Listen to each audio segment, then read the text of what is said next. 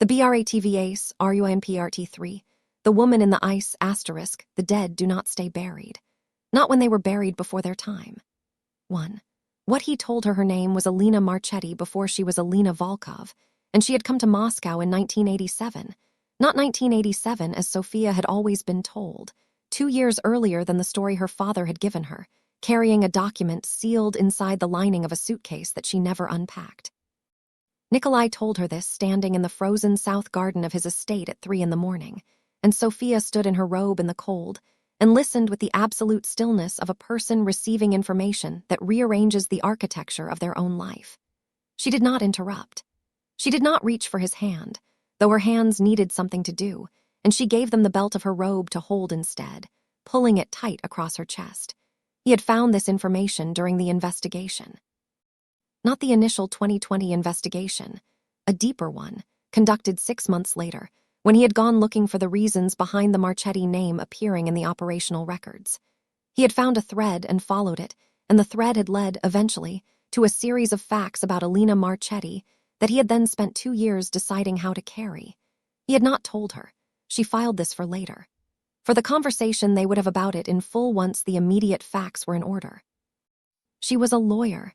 She knew how to hold the betrayal-adjacent feeling in a separate container and process the evidence first. The document in the suitcase was a set of partnership records. A structure created in Genoa in 1985 between 3 parties. Giuseppe Marchetti, her grandfather, a Russian affiliate named only as Sobol in the records, and a Baltic financial entity that had been, in 1985, a legitimate import concern and was by 1990 something considerably different.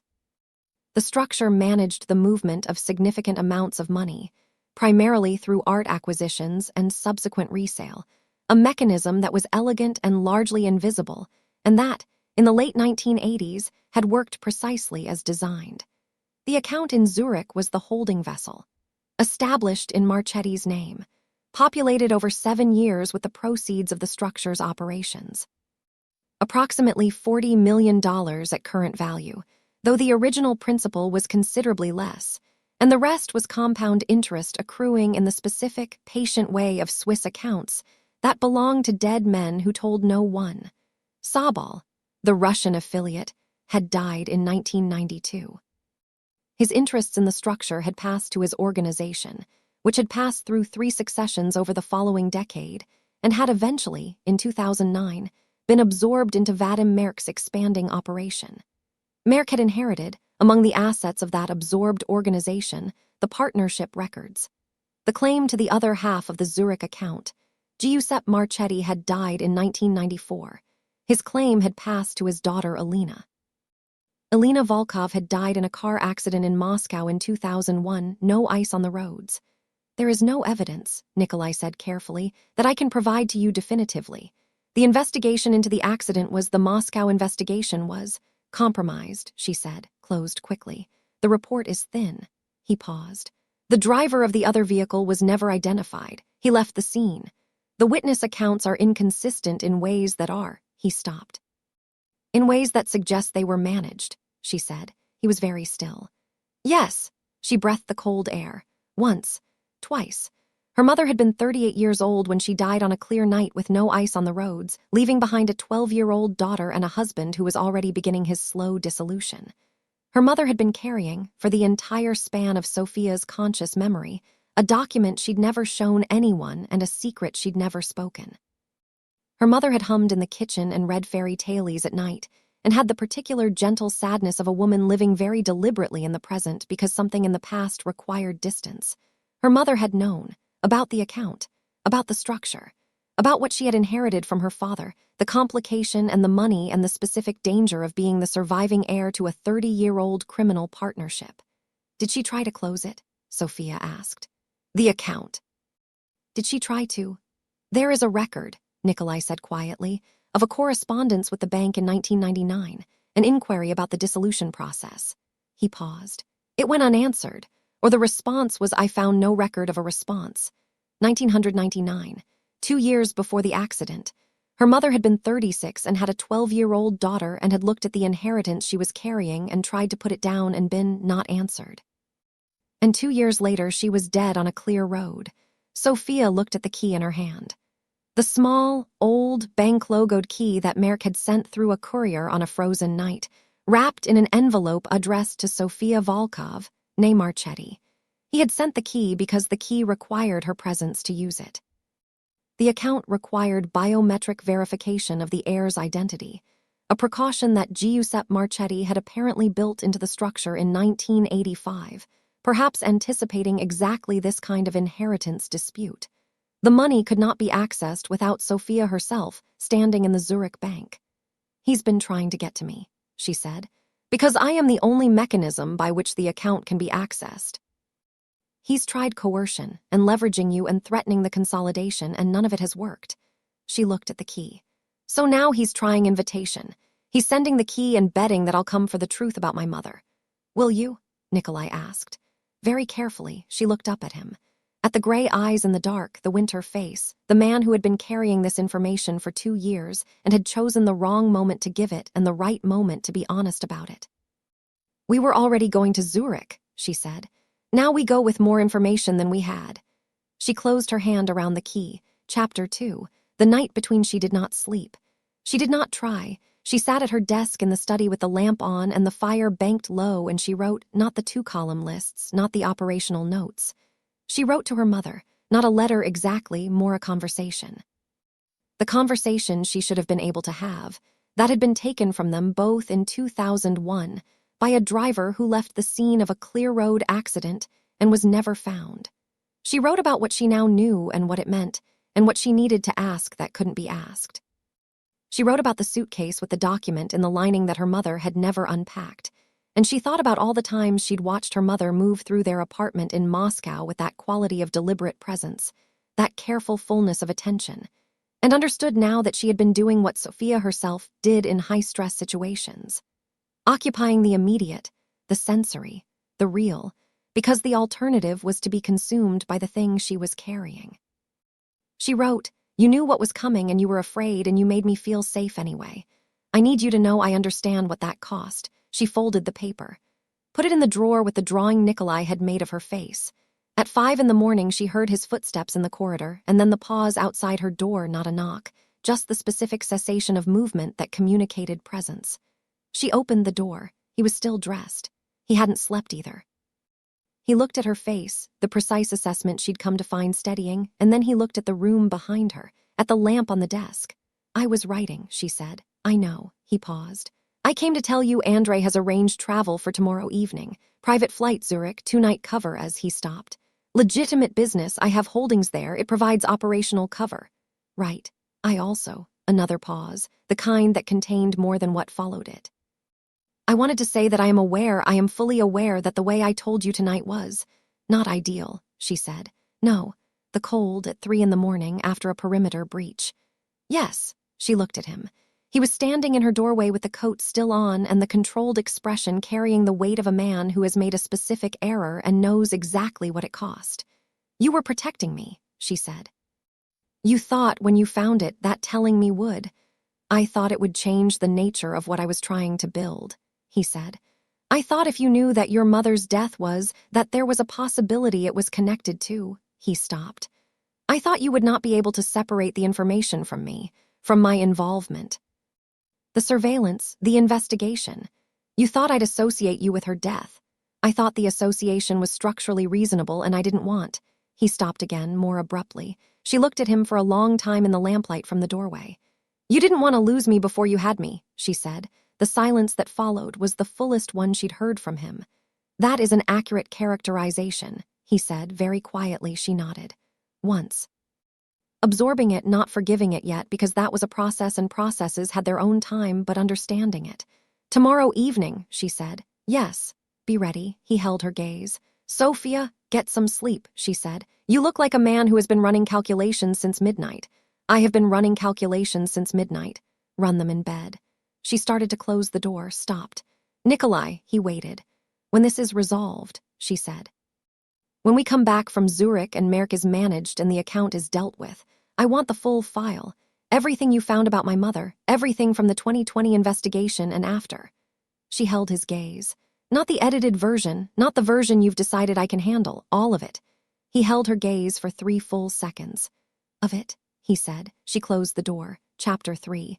Departure. She told her father she was traveling for work. He asked no questions, which told her he knew something she wasn't sharing. She let it pass. There would be time for that conversation later, the one about the suitcase and the document and the structure, and what her mother had been carrying all the years he'd been married to her. She did not yet know if her father knew any of it. She suspected he knew some and had buried the rest in the same sediment as everything else he'd buried. Later. The airport was private, a terminal that did not appear on commercial flight records, used by a category of person for whom the ordinary apparatus of international travel was an inconvenience rather than a necessity. She had been through private terminals before, in a different life, accompanying her father to a business meeting in Vienna when she was 19, and had not understood fully what kind of business it was. This was different. The scale of it was different. The absolute unquestioned efficiency of it, of everything simply happening, correctly, without friction, was a quality that belonged to Nikolai's world the way winter belonged to Moscow. She watched him navigate the space and thought about what it would take to become accustomed to this. Whether she wanted to become accustomed to it. Whether the question was even fully hers to ask at this point. The flight was 3 hours and 40 minutes. She worked for the first 2, case notes, correspondence, the maintenance of a professional life that was still, despite everything, intact and ongoing. He worked across the aisle from her with the focused attention she recognized from the study sessions, papers spread on the table in the particular order she now knew was his organization system.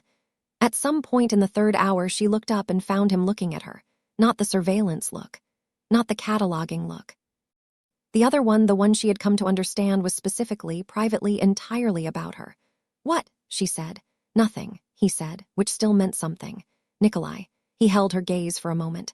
"I am looking at you because I find it difficult to do otherwise," he said, flatly, with the characteristic precision that she had learned was not absence of feeling but its most honest form. She looked back at her case notes. "That is the most unsettling compliment I've ever received." "It wasn't a compliment," he said. "It was a statement of fact."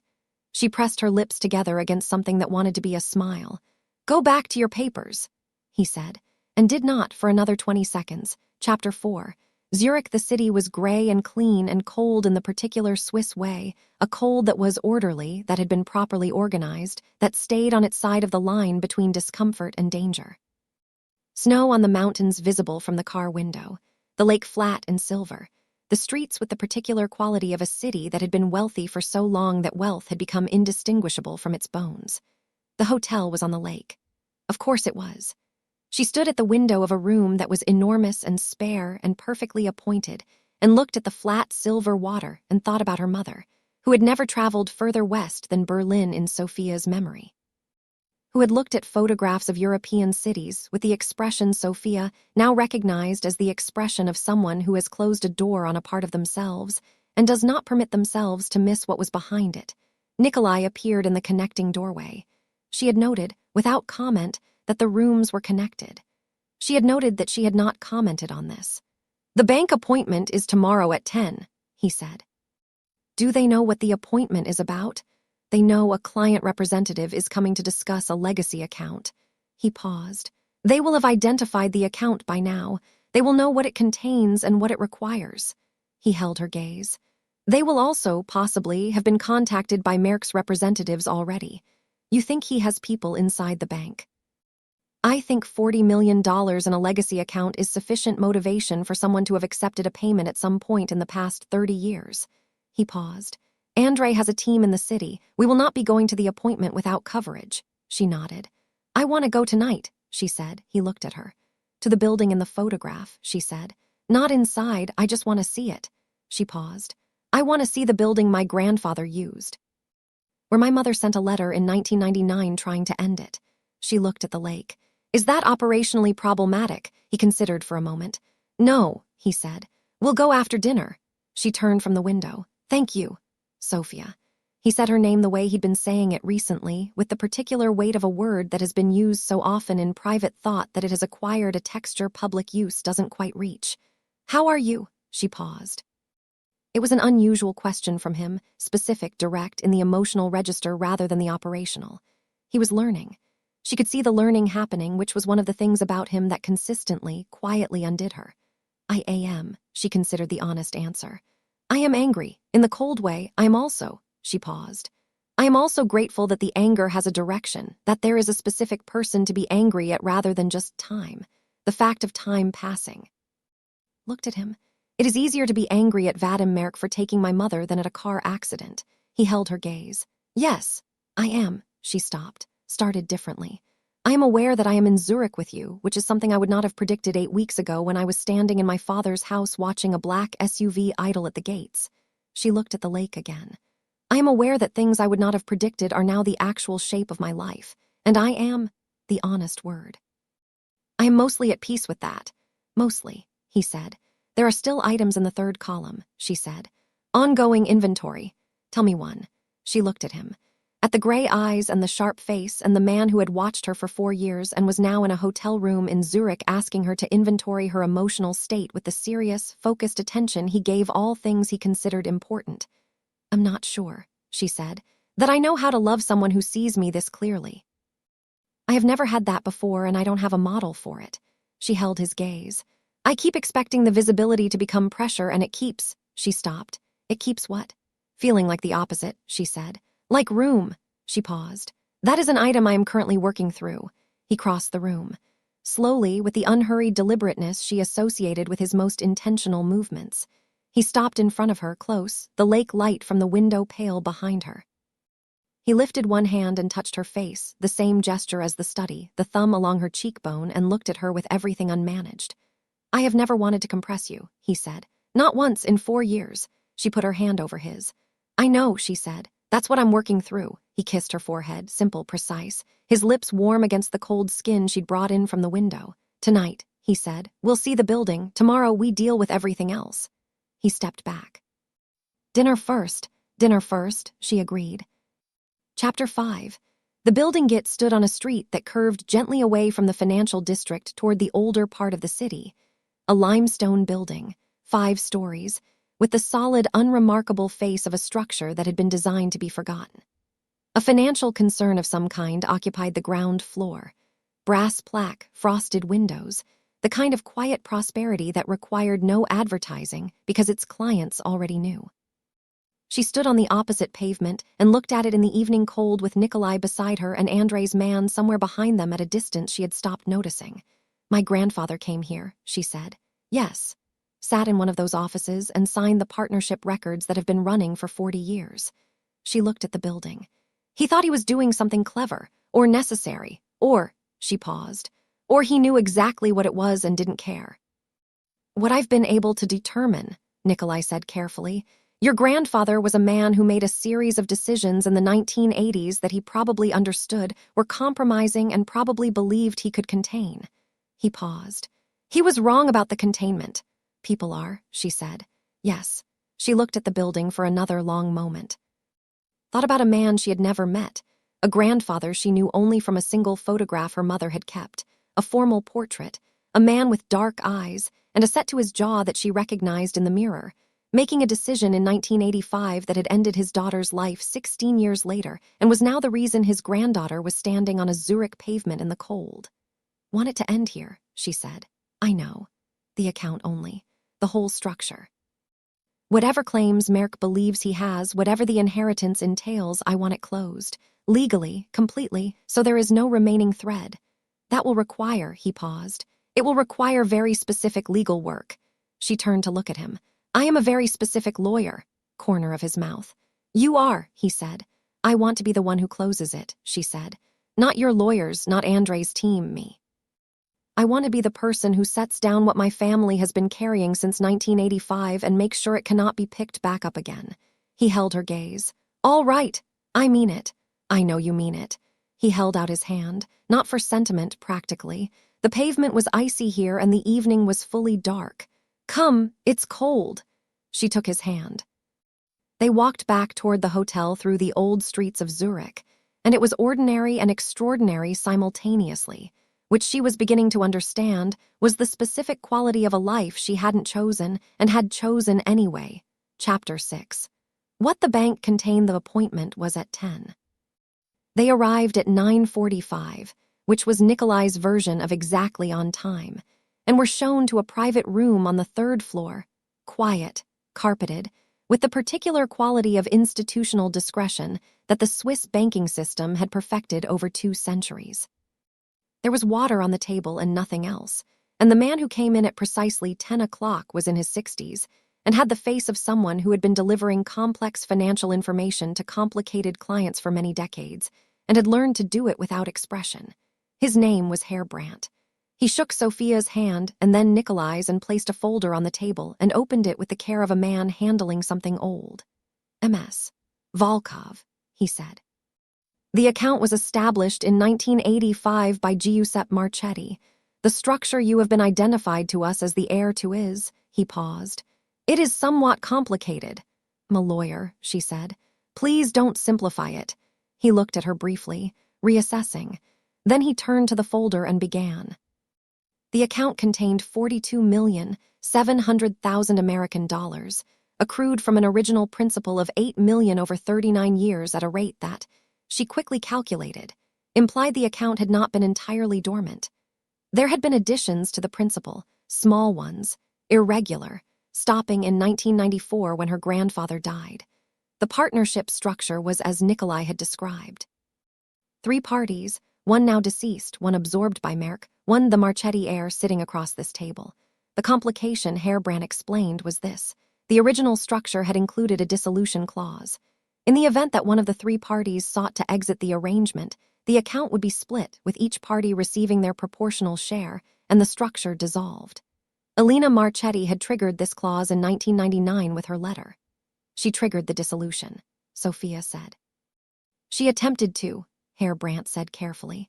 The clause required written agreement from all 3 parties. The party representing the Sobol interest did not respond within the required 60-day window, and the dissolution request was therefore suspended. Sofia looked at him. Suspended. Under the original terms, a suspended dissolution request remains active for 25 years, after which it expires. He paused. The suspension was filed in 1999. 25 years, expires this year, Sofia said. Herr Brandt looked at her. In April, he said. Specifically in April of this year. Room was very still. Which is, Nikolai said quietly from beside her, approximately 6 weeks from now. Herr Brandt said. Sofia looked at the table. At the folder with the account details and the original partnership records and her mother's 1999 letter. She could see the edge of it, the paper old and slightly yellowed, sitting in a bank office in Zurich, because her mother had tried to do the right thing and had been killed before she could finish doing it. 6 weeks. Her mother's dissolution request was going to expire in 6 weeks. If Sofia did nothing, the account would remain frozen in the suspended state indefinitely. If Merck could compel her signature on a counter-dissolution, a document acknowledging his inherited party's interest and requesting a different kind of resolution, he would receive his proportional share, approximately $20 million. If she honored her mother's original request, completing the dissolution by signing as the Marchetti heir in agreement with what Elena Volkov had started in 1999, the account would be split under the original terms, and neither party would receive the full sum, and the structure would cease to exist. What happens to the Marchetti share, she asked, if the dissolution completes under my mother's original request? Approximately $21 million would transfer to the designated Marchetti account, Herr Brandt said. Your mother designated a charitable account for the distribution in her 1999 letter. Sofia was quiet for a moment. She designated a charity. Children's Hospital, Herr Brandt said. In Genoa, her father's city. Sofia looked at the folder. At the edge of the letter, her mother in 1999 had looked at the money she'd inherited from a criminal structure and had not wanted it, had tried to give it away. To children. In the city her father had loved, she reached forward and took the pen from the holder on the table. Herr Brandt's expression shifted fractionally. Ms. Volkov, I should advise you that the second party has also filed a request, through their representatives, to meet with you today regarding a counter-dissolution. I'm aware, she said. She looked at Nikolai. He held her gaze steadily. It's your decision, he said, not as a formality. He meant it. She looked at the pen, at the folder, At the edge of her mother's letter, she thought about Vadim Marek, who had killed her mother for $20 million, who had spent 30 years waiting for the heir to arrive and who had tried coercion and threat and manipulation and had finally, in desperation, sent the key. She thought about the specific satisfaction of doing the opposite of what a man like that wanted. She thought about a children's hospital in Genoa. "Complete my mother's dissolution request," she said to Herr Brandt. "Show me where to sign." Chapter 7. The counter she signed at 11:14. By 11:30, Nikolai's phone was ringing with the particular insistence of a call from someone who had been monitoring the bank's internal systems and had received an alert they were not expecting. He looked at the screen, looked at her. "Marek!" She held his gaze. "Let it ring." He let it ring. They left the bank at 11:45. Outside, the city was cold and bright and the lake was silver in the winter sun, and she walked with her hand in Nikolai's, not for comfort, though it was that too, but with the deliberate awareness of a woman who has just done the thing her mother spent 2 years trying to do and did not survive. The phone rang again at 12:03. Again at 12:11. And then, at 12:20. A message arrived, not to Nikolai's phone, to hers, to a number that should not have been accessible. She stopped walking. Nikolai stopped beside her. He looked at her face before he looked at the phone. She showed him the screen. The message was from an unknown number. 3 lines: "You have made a decision without understanding what you have decided. The dissolution does not end the claim.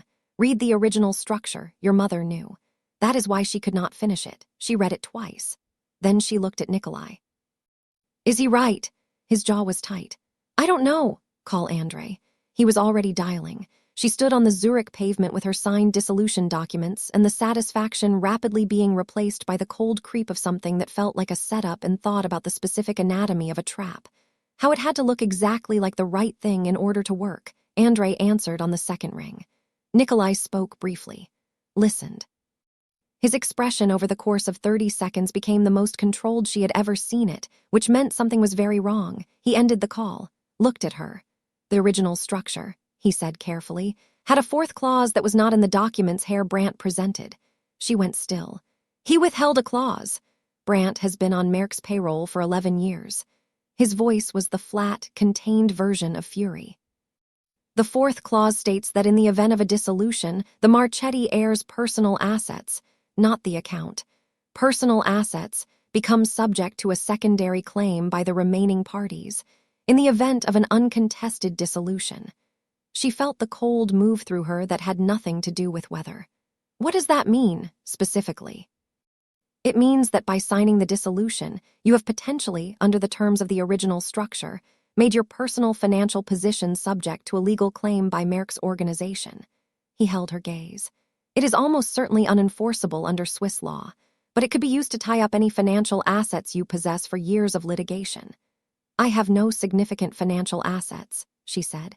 "You have a legal interest in my holdings," he said, "as my wife."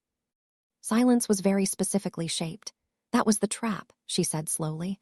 "The dissolution was the trap. He wanted me to sign it. He sent the key because he knew I would come, and he made it look like the obvious right thing to do." "Because it was the obvious right thing to do," Nikolai said. "Honoring your mother's wishes, giving the money to the charity, of course you would sign it. He designed the trap around exactly what you would choose." His jaw was tight. "He has been studying you, Sofia, not through surveillance." "Through me, through everything I gave away." She looked at him. "Through Roche," she said. "Through Roche, through Vasson, through the months of ambient intelligence that told him exactly who you are and how you make decisions." He held her gaze. "He built a trap calibrated to your character, to your specific moral instincts." She breathed, steadily. "The cold air in, the cold air out. Can it be unwound?" she asked. "The signature." "My lawyers are already." He stopped. His phone was vibrating again. He looked at the screen and his expression changed. "It's Petrov." She went still. "Take it," he answered. She watched his face over the 40 seconds of the call, the controlled expression working very hard at its job. He ended it and looked at her. "Petrov has received the recording," he said. "The one Marek sent last week, the dinner conversation." He paused. "Petrov says the recording has been edited. What he received is not the conversation that occurred. It has been reassembled." His jaw was tight. "He says he received a second copy this morning from an independent source. The 2 versions are different." "Marek sent an altered recording," she said, "and someone sent Petrov the authentic one." "Sent the authentic one?" He held her gaze. "Irina Volkova." Name landed in the Zurich morning air. Sofia absorbed it, turned it over with care. She has contacts in Marek's organization, she said slowly. She told you she heard things. She came to the house with information. It's been running an independent operation, Nikolai said. Without telling me. His expression was complex. She accessed Marek's communication channels and obtained the authentic recording and sent it to Petrov. A pause. Which means she has been inside Marek's information architecture. Which means she knows things we don't. Then we need to talk to her. He looked at her with the expression she was learning to read as you continue to surprise me even when I think I've mapped all of it. Yes, he said. But first, she said, we need a lawyer who is not on Marek's payroll. He almost smiled. I know someone. Chapter 8. The lawyer's name was Dr. Kellen, a Swiss woman in her 70s who had spent 5 decades specializing in the specific intersection of international financial law and legacy inheritance disputes, and who received them in a book-lined office near the university with the manner of a person who had seen everything and been surprised by approximately none of it. Sofia laid out the situation in under 15 minutes. The partnership records, the dissolution, the 4th clause, the bank officer's deliberate omission. Dr. Kellen listened without interrupting and then asked 6 questions, each one more precise than the last, and then she looked at her papers and then she looked at Sofia. You are a lawyer, she said. Legal aid. Legal aid. A pause that contained something like professional assessment. You should have been in financial law. I find financial law less interesting than people, Sofia said. What can be done? What could be done was this. The 4th clause, while present in the original structure, had not been disclosed to Sofia at the time of signing. Under Swiss financial law, a dissolution signed without complete disclosure of all binding terms was voidable. Not automatically voided, it would require a formal challenge, but challengeable. The challenge would need to be filed within 48 hours of the signing. They had approximately 31 hours. Dr. Kellen, it emerged, had no particular affection for clients who corrupted her professional peers. Herr Brandt had been known to her for 30 years.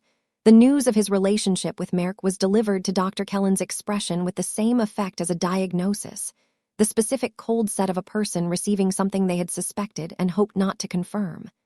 I will file the challenge, she said. The grounds are solid. The clause was not disclosed. The dissolution is voidable. She looked at Sofia. However, voiding the dissolution returns the account to its suspended state. Your mother's request remains pending. The Marchetti share remains in the account. I know, Sofia said. That's all right. She paused. What I am asking you to pursue is the filing of a new dissolution request, one that is fully informed, one that includes the 4th clause's terms and addresses them explicitly. Dr. Kellen looked at her. Under the full terms, the 4th clause creates a residual claim. Against personal assets, yes. Sofia held her gaze.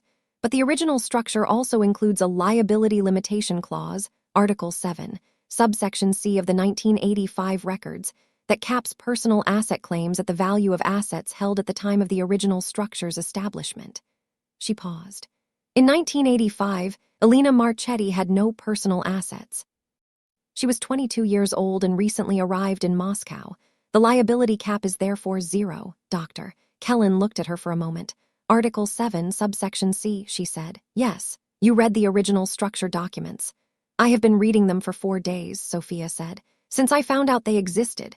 A pause. Ms. Volkov, Dr. Kellen said, you should have been in financial law. You said that already. Sofia's voice was even. Can you file by tomorrow morning? By tonight, Dr. Kellen said, and picked up her pen. Chapter 9. Nikolai's call with Irina happened in the hotel room while Sofia sat on the window seat looking at the lake and listened, not to the words, which were in Russian and clear enough, but to the quality of the conversation. The specific registers of 2 people who had shared considerable history, navigating the territory that history left. Irina had been inside Marek's information network for 3 months, not as a deliberate operation. It had begun as an intelligence-gathering exercise born of her own independent interest in understanding the threat landscape around Nikolai's organization. She had made contacts. The contacts had given her access. The access had expanded in ways she hadn't entirely planned. She had found the authentic dinner recording in Marek's outgoing communications 2 days ago and had made the decision to send it to Petrov without consulting Nikolai, which she explained, Sofia could hear this part clearly, because she had known Nikolai would have told her to stand down. "Why, oh, you were right," Nikolai said. He said it with the flat acknowledgement of a man who can recognize when he has been wrong without it becoming an event. "I would have told you to stand down." A pause from the other end. "What else do you have?" he said. What IRINA had was the shape of Marek's next move, assembled from the communications she'd accessed over 3 months.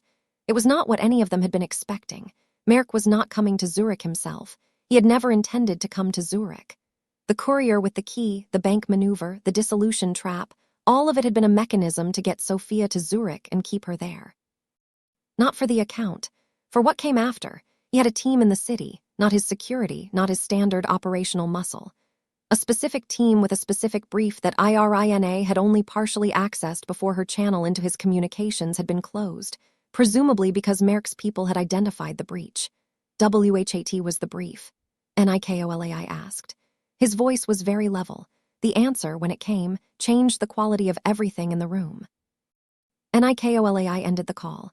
He looked at Sofia on the window seat. She looked back at him, at the face that was fully under control and therefore, she knew, carrying something serious. "Tell me," she said.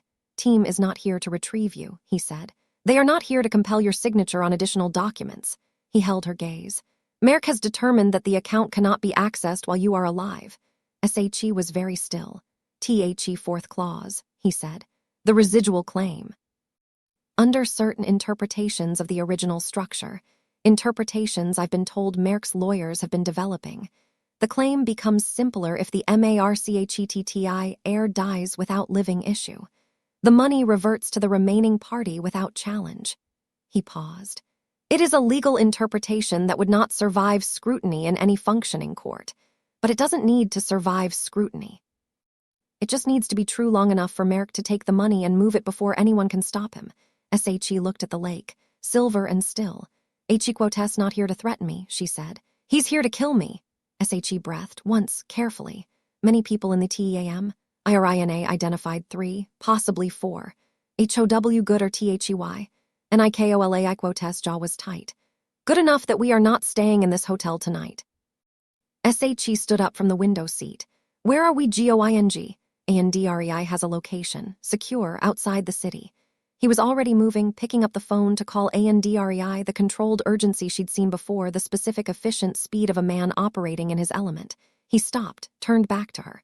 "Sofia, I quote him fine," she said. "Just been told. I know what I've been told." She met his eyes. "I am not dismissing it.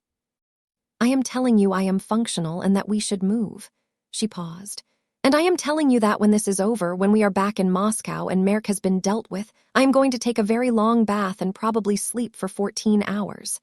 SOMETHING moved in his face. The shadow of the smile brief, specifically for her. "NOTED, he said, and turned to call ANDREI. Chapter 10.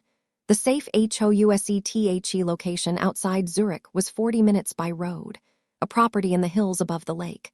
A stone farmhouse that had been converted at some point in the past decade into something that wore the appearance of a private rental, and had, in the basement, the infrastructure of a facility designed by someone who understood operational security. She did not ask how Nikolai came to have access to a safe house in the Swiss hills. The explanation was implicit.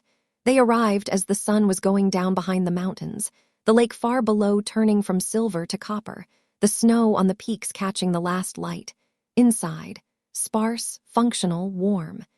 ANDREI Quotes team already positioned. Dr. K. Quotes filings proceeding by secure communication. The 30-hour clock on the dissolution challenge running. And the particular compressed stillness of 2 people in a contained space who have been managing an emergency for 24 hours and have now been given a pause in the emergency and do not entirely know what to do with the pause. Sofia sat at the farmhouse table and drank the coffee that ANDREI Quotes man put in front of her and looked at the grain of the wood and thought about the morning. About the bank and the signature and the trap that had been calibrated to her specific character and had worked because it was designed around exactly who she was. She was not angry at herself for signing. She was angry at the man who had designed the trap. There was a meaningful difference. Nikolai came and sat across from her at the table. "Been thinking," she said. Tell me. Marek has been studying me through what he learned about your surveillance. Which means he knows my general profile, the decisions I make, the values I act from, the predictable patterns. She looked at the coffee. He designed the dissolution trap around those patterns because he had enough information to predict how I'd behave. He doesn't have information about the last 3 weeks, she said. About what I've learned, what I've changed, the specific things I've been thinking about. She paused. He doesn't know I spent 4 days reading the original 1985 partnership structure. Nikol, I was watching her with the focused attention she associated with important conversations. He thinks I signed a trap, she said. He doesn't know I found the liability cap in Article 7. He doesn't know we're already challenging the dissolution. He doesn't know that Dr. Kaumlautelin is filing papers tonight that will make the 4th clause unenforceable. Quotel know when the filing goes through. WHICH is tomorrow morning. She looked at him. Between now and tomorrow morning, he believes his legal maneuver worked. He believes he has the leverage he came for. Also believes you're in the hotel, Nikola, I said. Why, yes. She held his gaze. Which means he'll move tonight when he thinks we're contained in the hotel and vulnerable. Team will go to the hotel tonight. His eyes were steady on hers. And ANDREI has a team in the hotel who will be expecting them. SHE absorbed this, the specific satisfaction of a counter she hadn't been told about. Why, you didn't tell me, she said. I was going to tell you. A pause. I am telling you now. SHE looked at him for a moment. Better, she said. MARGINALLY. CONSIDRABLY. She held his gaze. When Marek's team goes to the hotel and finds the reception ANDREI has prepared, what happens next? Marek loses 3 or 4 people. Nikol said. He loses the legal maneuver when Dr. Kaumlautelin filings go through. He loses his intelligence channel, which he's already lost. And he is, at that point, in a significantly weaker position than when he arrived in Zurich. A pause. A man who has overextended himself and lost ground on multiple fronts in a 48-hour window is a man who makes mistakes. A man who makes mistakes becomes vulnerable to the kind of pressure you know how to apply, she said. Why, yes. SHE looked at the grain of the table, at the wood worn smooth in the center where generations of hands had rested over meals. This ends here, she said. In Zurich. Not completely. The organization doesn't die in a 48-hour operation. But this specific campaign, this specific threat to us ends here, he said. I believe it does. Then we go home. SHE looked at him across the farmhouse table with the mountains outside and the lake below and the particular quality of the air between them, 3 weeks and a world of distance from the forced marriage contract that had begun all of this. I want to go home, she said, not plaintively. Simply, truly, he held her gaze. I know, he said. And the way he said it, the specific quality of those 2 words, communicated that he understood what she meant by home and that it was the same thing he meant. Chapter 11. What happened at the hotel? SHE didn't sleep, not from fear or not primarily. From the particular alertness of a body that knows something is happening and cannot be talked out of the knowing. She lay in the farmhouse room listening to the mountains and the quiet and the distant radio of ANDREI men and waited. Nikolai was not in his room. She knew this without checking, knew it by the specific quality of his absence, which had its own texture after 4 weeks of proximity. He was in the operations space with ANDREI, managing what was happening at the hotel in real time. At 1:47 in the morning, she heard him come into the corridor. She heard him stop outside her door, the pause again, the presence communicated without sound. She opened the door, he looked at her. His face was in its full operational containment. It's done, he said. She stood back from the door, he came in. Sat in the chair by the window, not the right-hand chair, the left one, the one that wasn't hers. He had a specific quality of fatigue that she hadn't seen on him before, not depletion, but the aftermath of something that had required the full force of what he carried and had now been set down. 3 of his people, he said. Andrei's team detained them. They will be available for questioning. A pause. The 3rd one is the 3rd one tried to run. He was stopped. She looked at his face. Is he alive? Yes. Another pause. Barely, she nodded. And Marek? In Vilnius. He received the alert from his team via emergency protocol approximately 40 minutes ago. Nikolai's voice was level. He knows the hotel operation failed. He knows Andrei has 3 of his people. He knows. A pause. He will shortly know about the dissolution challenge. He's losing on every front. He'll try something else. He held her gaze, which is why the next 48 hours matter. We need to be back in Moscow before he has time to recalibrate. Then we go back tomorrow. She looked at him, at the specific quality of his stillness, the aftermath stillness, different from the operational kind. The kind that came when you had done something that had to be done and were now in the room with what it meant. Nikolai, she said. He looked at her. Come here, she said. He crossed the room. She was standing and he stopped in front of her and she put both hands on his face and made him look at her, really look. Not the operational assessment, not the cataloging, the real one, and she held his gaze until she was sure he was in the room with her and not in the hotel and not in the calculus of the next 48 hours. Here, she said. Not a question. Something in him exhaled. Not literally, he didn't make a sound, but some held thing released itself. Yes, he said. She put her forehead against his, the specific closeness of it, the warmth.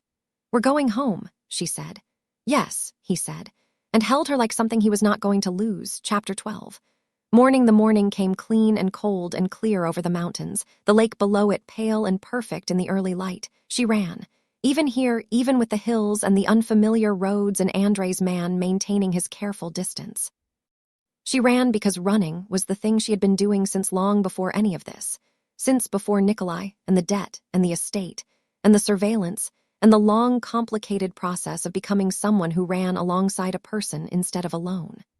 She ran because her body required it and her mind required it, and because there was a particular quality to the thinking she did at 6 in the morning at speed that she could not replicate any other way.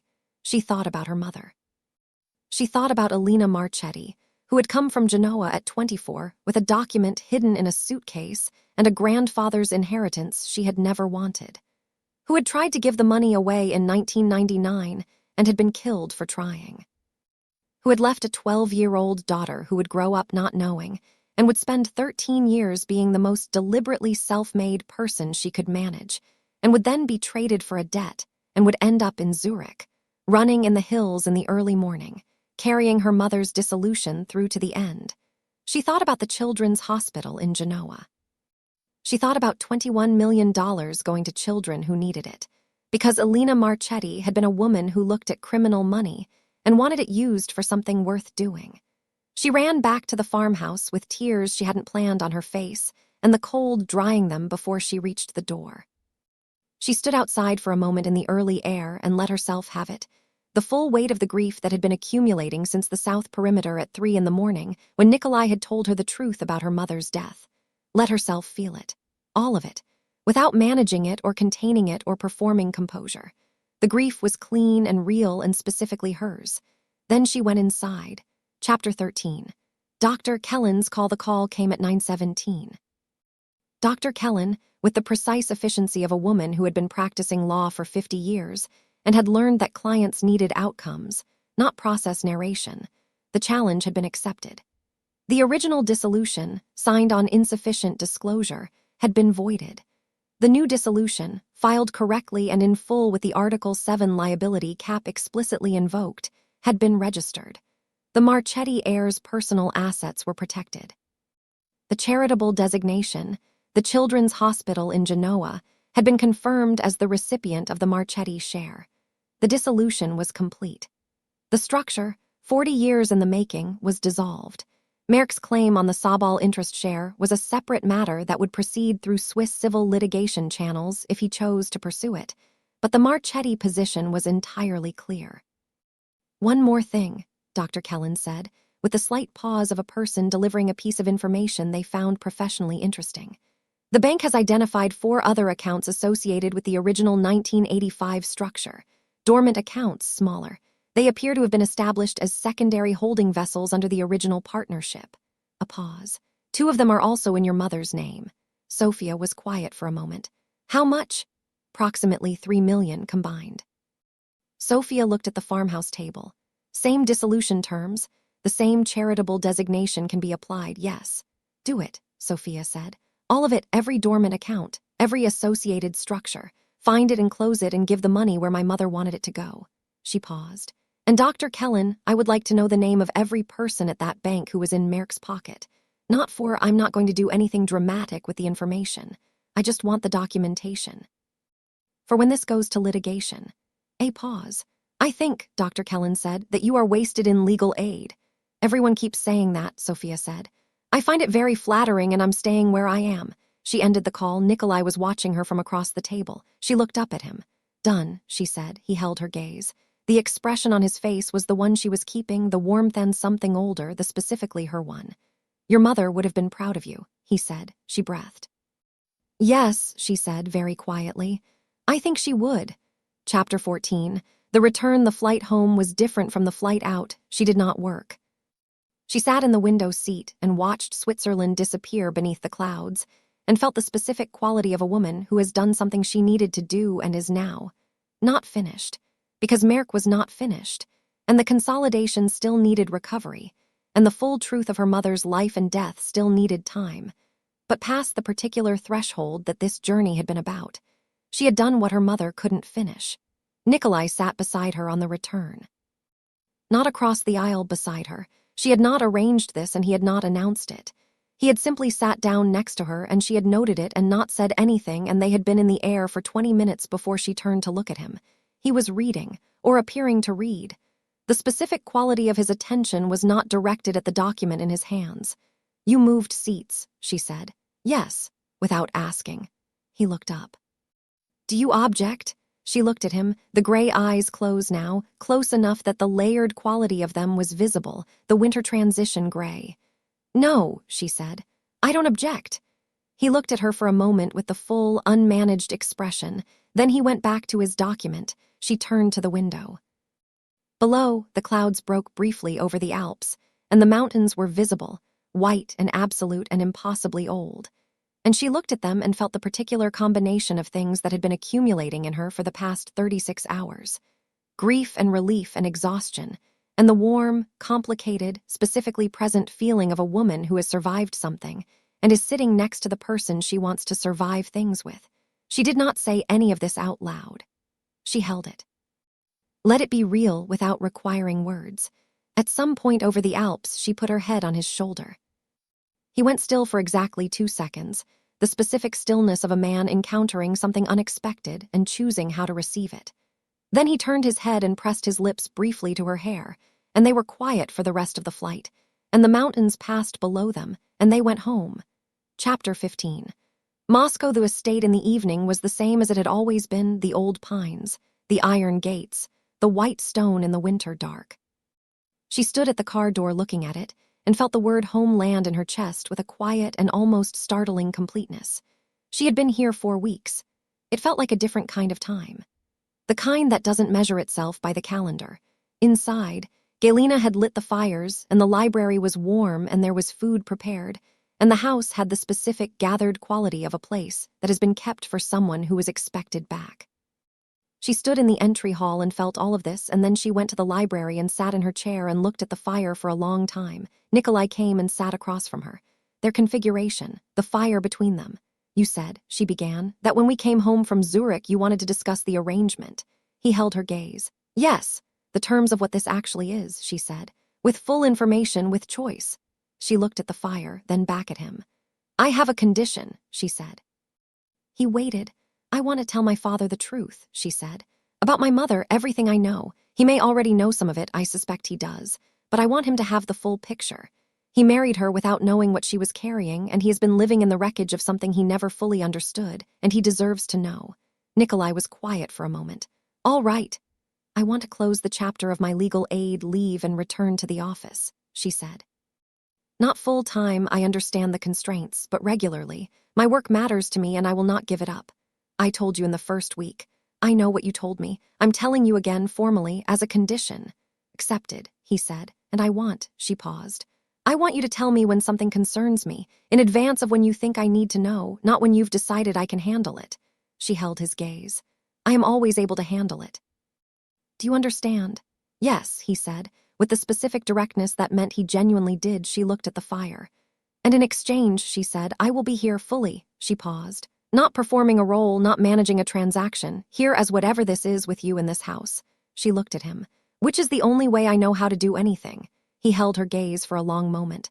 Sofia, he said. She waited. I want to tell you something, he said. without the management, without the assessment of how it will be received.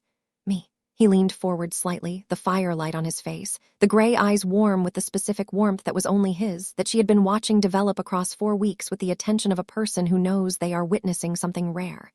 I have been afraid, he said, of exactly 2 things in my adult life.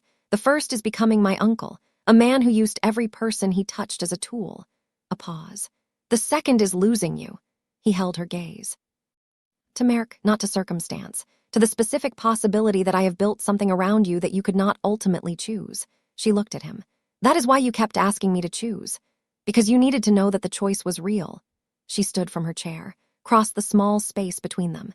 He looked up at her as she stood before him, and she reached out and took his face in her hands the way she had in Zurich, holding him still, making him look at her completely. Nikolai, she said. I choose you. I chose you in the study, and I chose you at the dinner, and I chose you in the farmhouse, and I chose you on the flight home. She held his gaze. I will keep choosing every day with full information and complete awareness. She paused. Do you understand? He rose, the distance between them nothing. Yes, he said. Then stop asking, she said. He pulled her in and kissed her. Not the careful precision of the first time. Not the restrained deliberateness of a man who has waited a very long time and is managing the not waiting. This was something else, full and real and specifically them, with the fire and the library and the winter outside, and 4 weeks of everything that had made this possible laid out beneath it like ground. When he pulled back, she was looking at him, and the expression on his face was so completely unmanaged that she almost looked away from the privacy of it. She didn't look away, she held it. Let herself have it. Let him have her having it. I have spent 4 years, he said quietly, watching you from a distance. I would like to spend considerably more time. He stopped, started differently. I would like to spend the rest of my life at close range. She looked at him.